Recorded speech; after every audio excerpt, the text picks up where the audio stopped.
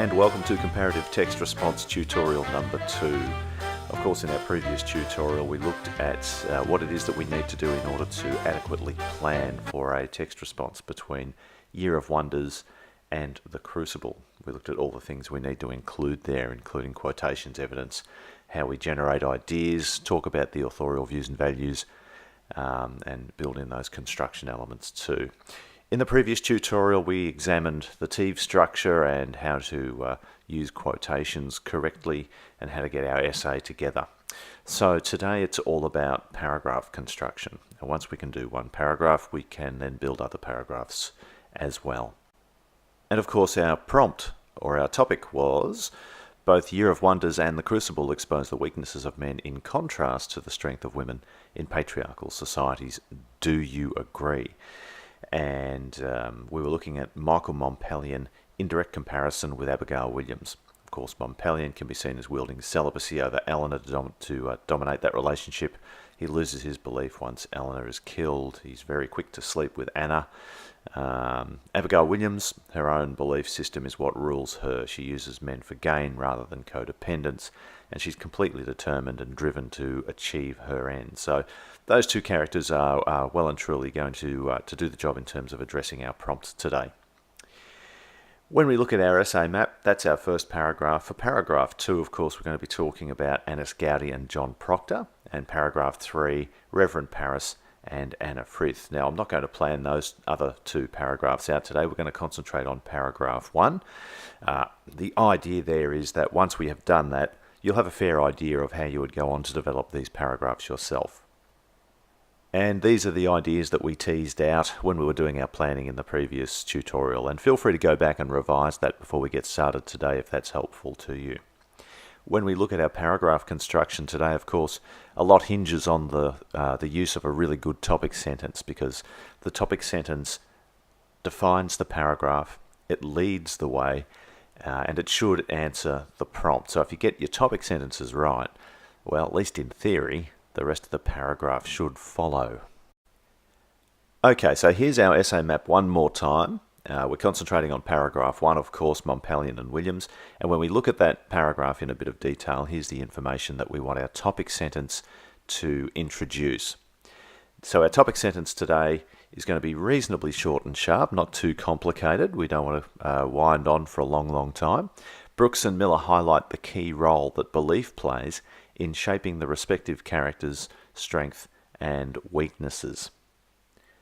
Now, if I think about that, it really answers the prompt and I can work with it. Now, we're going to do just a quick sort of sidestep here regarding how to keep your sentences in a really good shape. A quick lesson in voice. So voice is the register or the sound of your words on the page. And you can strengthen your writing straight up by always using the active voice rather than the passive voice. And you may have heard this before. Here's a couple of examples. The congregation is uplifted by Montpelier's sermon. Or, Montpelier's sermon uplifted the congregation. Now, one of those sentences is going to work slightly better than the other. Our first example is in the passive voice, and our second example is in the active voice. The reason they are different is because we're talking about the congregation and something happening to them down the track, rather than Montpelier doing something directly to affect the congregation. So as you see, something's happening sort of passively to the congregation, and Montpelier's doing something deliberately. Let's look at two more examples. Brooks uses symbols to connect the reader to the idea that.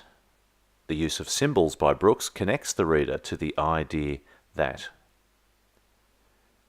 Alright, so one of those is active and one of those is passive. See if you can guess which one.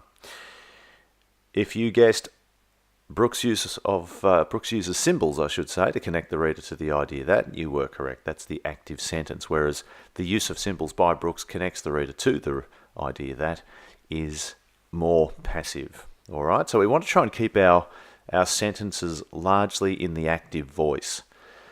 And when I revisit my topic sentence here, Brooks and Miller highlight the key role that belief plays in shaping their respective characters' strengths and weaknesses. That's an active sentence. So the next sentence should add information or explain and tease out the information in the topic sentence. In fact, it's probably truer to say that there are topic sentences in paragraphs rather than just one. So in order to tease that out a little bit, characters in both texts hold belief systems that provide their audiences a clear indication of the ideas that each author is exploring.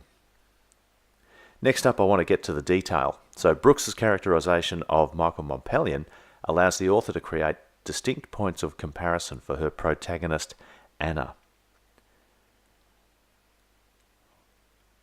Alright, so you can see my paragraph beginning to take shape at the top of the page. Next up, while not acting directly in the role of antagonist, Mompellion's famous fall from spirituality, encountered media res, hooks the reader in to ascertain the cause. We want to find out what's happened with Michael Mompellion when we first meet him. Notice the meta-language and the construction elements that I'm covering here. Media res, when Brooks wants us to meet the character, and how that sort of works in with her construction of the text. Brooks hinges the survival of Em on the strength and vision of one male leader, highlighting the village's reliance and expectations on both dogmatic thinking and the patriarchal nature of the church-led community. However, Mompellion acts as a catalyst for Anna Frith's rebirth when his faith falters. His untrue in everything remark, coupled with his reaching for Anna to take what he pleases, jolts Frith into action that will culminate in her escape with the unwanted Bradford baby and an unexpected pregnancy. So I'm talking about Mompellion and how he affects Anna here. The parallel with Abigail Williams is easily drawn. Now here's my transition moment across to Miller's text. So rather than on the other hand, I've actually got a separate sentence in there that's going to do the job for me. So as we flick over to Arthur Miller's The Crucible, what I want to talk about here is, among Miller's long roll call of antagonists to the Proctors, Williams displays very comparable independence to Frith's final self-discovery. And that's kind of the point that I wanted to get across in my comparison. Unlike Frith, Williams knows her own mind from the opening of the text and shares Annis Gaudi's desire to not be any man's chattel. Now in my planning, I didn't ever sort of expect to go there, but the comparison made sense as I was writing it. However, unlike Gaudi, her keen manipulation of others hides a selfish ambition to be exactly that, specifically John Proctor's chattel. Her plotting to remove Elizabeth and to take her place and dance with Proctor on Elizabeth's grave indicate cunning and a drive to succeed in the face of great risk within the Puritan patriarchy. The key to William's survival may be a repugnant ability to manipulate and to deceive, but one cannot help but note her independence and guile, especially when she leaves Salem with the content of the miserly Paris's strongbox. Both settings provide an overarching framework of belief within Puritan or dogmatic thought. Against this backdrop, it is the female characters in both texts that provide some independent thought, in line with the Age of Enlightenment, or in the following of their own belief system to the end. Okay, so that's my paragraph. Now, if there's one thing that I've noticed about it as I was rolling through there, it's a very, very solid-looking paragraph. In fact, it's probably a little bit too solid. In fact, when I go through that and do a bit of a word count, I've got just over 300 words, so it's a little bit too long. There are easily some sentences that we can chop out of there, and it might be a good exercise for you to do now, to go through and edit that down just a little bit. However, if 300 words takes your fancy, then 300 words it is. Now, your task is to develop fresh topic sentences to the ideas outlined in paragraphs 2 and 3, and then to go on and create those award-winning paragraphs that we're all looking for. In your journey, we wish you the very best of luck. And of course, feel free to go back, review the construction of that paragraph, how each sentence was added on to make a logical and developed argument, heading from that topic sentence, exploring the ideas that we had in that plan, coming up with that final paragraph. As an exercise, you can also have a go at editing that paragraph down just a little bit. 300 words is probably a shade too long, not a lot, but a little bit. So there is a little bit of room for some clever editing to go on there just to revise that down. Very best of luck. This concludes the tutorials for comparative text response.